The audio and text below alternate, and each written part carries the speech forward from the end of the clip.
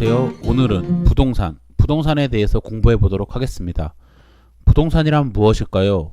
부동산 하면 쉽게 떠오르는 게 땅, 아파트, 건물 이런 생각들 하시죠? 돈 공부를 위해선 부동산에 대한 정의부터 명확하게 알아둬야 될 것 같아서 이번 영상 준비해 봤습니다. 부동산이나 경제에 관심이 많으신 분들을 제외하고 대부분 사람들, 특히 학생이나 사회초년생들은 부동산이라고 하면 골치 아픈 전문 용어가 떠오르고 그리고 어렵다 보니 외면하고 내게 아니라고 여겨버리시는 분들이 많이 계십니다. 그렇지만 조금만 공부해보면 생각보다 어렵지 않고 쉽게 접근할 수 있는 분야라고 생각이 될 겁니다. 저는 이 부동산의 기초 용어부터 하나하나 초보자의 입장에서 알려드리려고 합니다. 이렇게 공부를 하시다 보면 부동산에 대해서 좀 더 익숙해지실 거라 생각이 됩니다. 오늘은 그 첫 시간으로 부동산의 정의에 대해서 알아볼까 합니다. 너무 거시적이고 포괄적일 수 있으나 정말 기초적인 부동산의 정의에 대해서 알아보고 우리가 살고 있는 주택의 종류에 대해서 공부해 보겠습니다. 우선 부동산의 사전적 의미를 보면 움직여 옮길 수 없는 재산, 토지나 건물, 수목 따위이다라고 명시되어 있는데요. 말 그대로 부동산은 안일 부, 움직일 동, 나을 산자로 이 산자는 재산이라는 단어에 쓰이는 단어죠. 쉽게 말씀드리면 움직이지 않는 재산이라는 겁니다. 반대로 움직이는 재산에는 현금이나 귀금속 이런 것들이 있겠죠. 이런 것들은 부동산에서 부자가 빠진 동산이라고 부릅니다. 그러니까 자산의 종류에는 쉽게 두 가지가 있다고 생각하시면 됩니다. 움직이지 않는 자산인 부동산과 움직이는 자산인 동산. 한번 정리를 해보면 부동산은 움직이지 않는 땅 위의 정착물로 주택, 상가, 공장, 토지 등이 있는데요.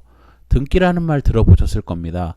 등기는 사전적 정의는 국가기관인 등기관이 법정 절차에 따라 등기부에 부동산의 표시 또는 권리를 기재하는 것 또는 그 기재 그 자체로 되어 있는데요. 쉽게 말씀드리면 국가기관에서 해당 부동산에 대한 권리관계를 공시하는 절차라고 보시면 됩니다. 그리고 부동산은 아니지만 이와 비슷한 절차를 가지는 것이 준부동산이라고 합니다. 대표적인 예로 자동차가 있죠. 자동차를 구입하면 자동차 등록을 하죠. 이런 것들이 바로 준부동산이라고 합니다. 준부동산은 부동산은 아니지만 경제가치가 크고 저당권이 대상이 될 수 있으며 등기나 등록을 하기 때문에 법률에서 부동산처럼 인정하는 재산을 말합니다. 여기서 저당권이 뭔지 잘 모르시는 분도 계실 건데요. 간단히 말씀드리면 저당이란 채무, 그러니까 돈을 빌려주고 담보로 특정 물건을 인질로 가지고 있다고 이해하시면 쉬울 겁니다. 더 쉽게 말씀드리면 A가 B에게 500만원을 빌려주는데 그냥 빌려줄 수 없으니까 B의 집을 담보로 잡는 것이라고 생각하면 될 것입니다. 준부동산인 B의 자동차도 이러한 집처럼 저당권의 주체가 될 수 있다는 거죠. 그리고 이러한 부동산과 준부동산을 제외한 자산을 동산이라고 하는데요. 말 그대로 움직이는 자산, 현금이나 금 이런 것들이 해당됩니다. 부동산은 크게 토지와 건물 두 가지로 나누어 볼 수 있습니다. 조금 전에 말씀드린 부동산의 정의는 움직이지 않는 땅 위의 정착물이라 했죠. 땅은 당연히 토지를 뜻하는 것이고 정착물은 일반적으로 건물을 의미합니다. 건축물을 지을 수 있는 토지를 대지라고 부르며 그 토지 위에 건물이 있으면 건부지라고 합니다. 건축물이 없다면 나대지라고 하고요. 일반적으로 건부지보다는 나대지가 더 비싸게 매매되는데요. 그 이유는 철거할 건물이 없기 때문이라고 보시면 됩니다. 아무것도 없는 빈 땅이기 때문에 사용자의 의도대로 건축을 할 수 있는 거죠. 여기서 말씀드리는 가격은 건물의 가격을 제외한 토지 그 자체의 가격이라고 보시면 됩니다. 그럼 이제 토지에 대하여 알아보도록 하겠습니다. 토지는 공간 정보의 구축 및 관리 등에 대한 법률, 즉 공법이라고 하죠. 그 법에서 토지의 종류를 28개로 구별하였습니다. 이 28개를 두 가지로 구분지어 봤는데요. 토지 거래가 가능한 9개의 지목과 그 외 지목 19개입니다. 익숙한 단어도 보이실 거고 낯선 용어도 보이시죠? 간단히 살펴보도록 하겠습니다. 대지의 경우는 앞서 말씀드렸듯이 건물을 지을 수 있는 땅입니다. 일반적으로 건물이 있는 지목을 대지라고 보시면 될 것 같습니다. 그리고 산지, 임야라고 하죠. 저희가 흔히 알고 있는 산이나 들이라고 보시면 됩니다. 사전적 용어로는 산림 및 들판을 이루고 있는 숲, 습지, 황무지 등의 토지를 말합니다. 전과 답은 농사를 짓는 논밭이라고 보시면 됩니다. 전은 밭, 답은 논으로 이해하시면 됩니다. 차이점은 물의 유무입니다. 공통적으로 농사를 짓는 땅이지만 전은 물이 필요 없는 농작물을 키울 때 쓰는 땅으로 보시면 되고요. 답은 벼농사 등 물을 대어 농사를 짓는 땅을 의미합니다. 그 외에 용지들은 따로 말씀 안 드려도 아실 것 같고요. 아마 잡종지가 좀 생소하실 겁니다. 마지막 9번에 있죠.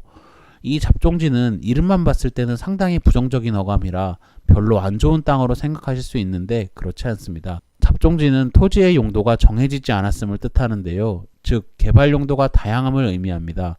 간단한 지목 변경만으로도 주택을 지어도 되고 공장을 지어도 되는 땅이라 일반적으로 투자자들의 선호도가 높은 땅입니다. 물론 보이지 않는 여러 가지 제재들이 있을 수 있지만 우선은 어감보단 우리가 들었을 때의 어감보다는 훨씬 좋은 땅이란 정도만 아시면 될 것 같습니다. 그 외의 지목들은 아무래도 거래가 되지 않는 땅이라 크게 눈여겨보실 건 없을 것 같습니다. 이름도 아마 주변에서 많이 보셨을 겁니다.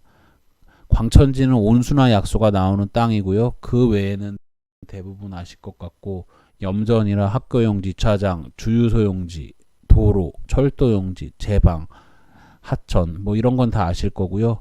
여기서 국어랑 유지가 좀 낯서실 건데요. 국어는 인공적인 수로 또는 그 부지, 하천보다 규모가 작은 개울을 뜻하는 거고요. 그리고 유지는 물이 고여 있거나 상시적으로 물을 저장하는 댐이나 저수지, 호수, 연못 등의 토지를 의미합니다. 토지는 또한 용도지역에 따라 일반 주거지역, 상업지역 등 여러 가지로 나뉘게 되어 공부할 게 사실 더 많이 있는데요. 이번 영상에서는 기초적인 내용만 설명드리는 거라 토지에 대해서는 여기까지만 말씀드리도록 하겠습니다. 용도지역 및 다른 내용에 대해서는 나중에 다시 다루도록 하겠습니다. 그럼 이번엔 건물의 종류에 대하여 말씀드리도록 하겠습니다.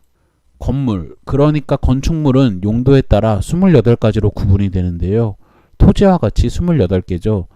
저희는 무슨 시험을 준비하는 수험생이 아니니까 그냥 보시고서 이런 것이 있구나 정도로 인식하고 지나가시면 될 것 같습니다. 이 중에서 좀 저희가 봐야 할 건 저희 생활에 밀접하게 관련 있는 주거시설이죠. 그 안에서 단독주택과 공동주택으로 나누는데요. 이 부분에 대해서 집중적으로 공부해 보도록 하겠습니다. 우선 주거시설은 크게 두 가지로 나뉘죠. 단독주택과 공동주택. 이 개념에 대해서 명확히 공부해 보도록 하겠습니다. 저 같은 경우도 과거에 아파트와 빌라가 무슨 차이인지 잘 몰랐습니다. 다세대 주택과 다가구 주택도 같은 건 줄 알았어요. 많이 헷갈리더라고요. 그래서 이 부분에 대해서 저도 공부하며 정리해 보도록 하였습니다. 우선 단독주택을 보시면 다중주택과 다가구 주택이 있는데요. 이게 왜 단독주택에 들어있나 생각하시는 분도 계실 겁니다. 이거는 공동주택에 들어가야 되는 거 아닌가? 그러면 그거에 대해서 한번 알아보도록 하겠습니다. 네, 다중주택과 다가구 주택에 대해서 알아보도록 하겠습니다. 우선 다중주택과 다가구 주택이 단독주택에 들어있는 이유는 소유주가 한 명이기 때문입니다. 단독이죠. 즉 여기 보시면은 다중주택과 다가구 주택 모두 3계층 이하의 건물로 되어 있는데요. 그 3계층 이하라도 소유주가 하나라는 겁니다.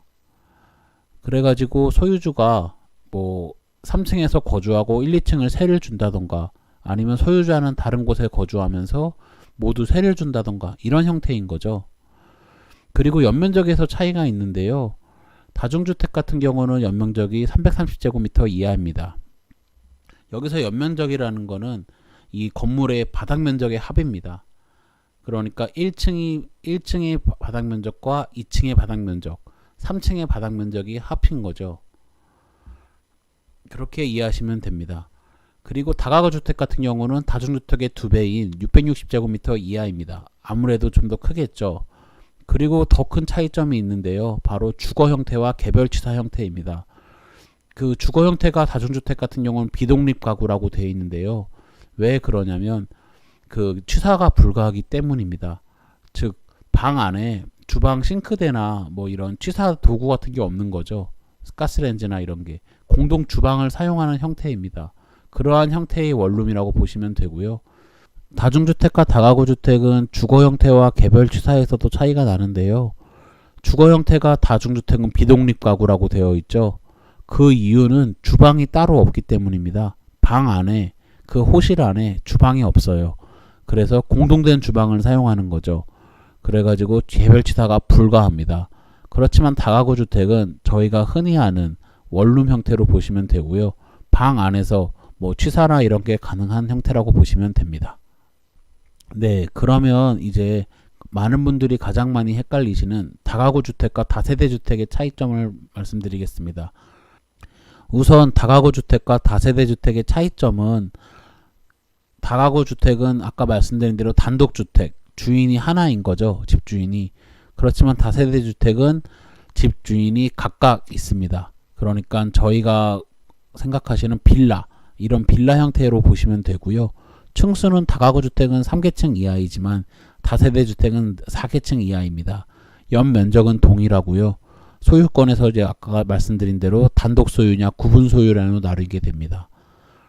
그렇게 이해를 하시면 되고요. 차이가 주인이 몇 명이냐에 따라서 다가구 같은 경우는 단독주택이라 주인이 단독 하나인 거고, 다세대 여러 세대가 있는 거라고 보시면 됩니다. 저희 아파트 분양할 때 뭐 1000세대 분양하죠. 그럼 1000개의 소유자를 모집한다는 거거든요. 그러니까 다세대, 말 그대로 공동세대라고 보시면 되고 주인이 여러 명이라고 이해를 하시면 됩니다.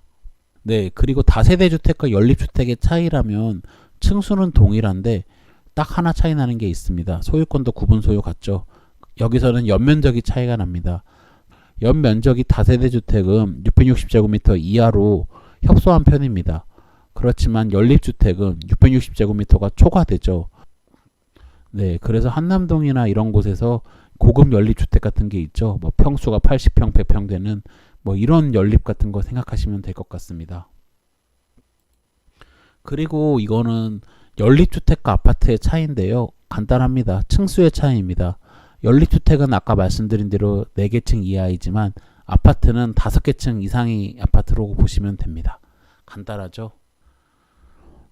네, 그래서 한번 다시 정리를 하면 다중주택 같은 경우는 330제곱미터 이하의 굉장히 좀 협소한 연면적을 가지고 있고요. 그리고 개별 주방이 없어가지고 공동주방을 사용하는 게 특징입니다. 그리고 단독주택이라 1인이 소유하고요. 마찬가지로 다가구 주택도 단독주택이라 1인 소유이고요. 그리고 19세대 이하로 구성되어 있습니다. 그리고 연면적이 다중주택보다 넓죠. 660제곱미터 이하입니다. 다세대 주택 같은 경우는 다가구 주택과 동일하게 연면적이 660제곱미터 이하이죠. 그렇지만 층수가 하나 더 높고 4계층 이하로 구성되어 있으며, 그리고 구분 소유로 되어 있습니다. 즉 1인 소유가 아닌 공동 소유로 주인이 여러 명인 거죠. 다세대 주택과 연립주택의 차이는 바로 연면적이죠. 다세대 주택은 660제곱미터 이하로 제한되어 있지만 연립주택은 660제곱미터를 초과합니다. 즉 아까 말씀드린 대로 뭐 한남동이나 이런 고급 동네에서 큰 연립들, 고급 연립들을 보시면 될 것 같습니다. 그리고 아파트와 연립주택의 차이는 바로 층수의 차이입니다. 연립주택은 4계층 이하, 아파트는 5계층 이하, 이렇게 정리하시면 될 것 같습니다. 네, 이제 준비된 영상은 여기까지고요. 정말 부족한 영상인데 끝까지 시청해 주셔서 진심으로 감사드립니다. 조금이라도 도움이 되셨다면 좋아요와 구독 부탁드리겠습니다. 감사합니다.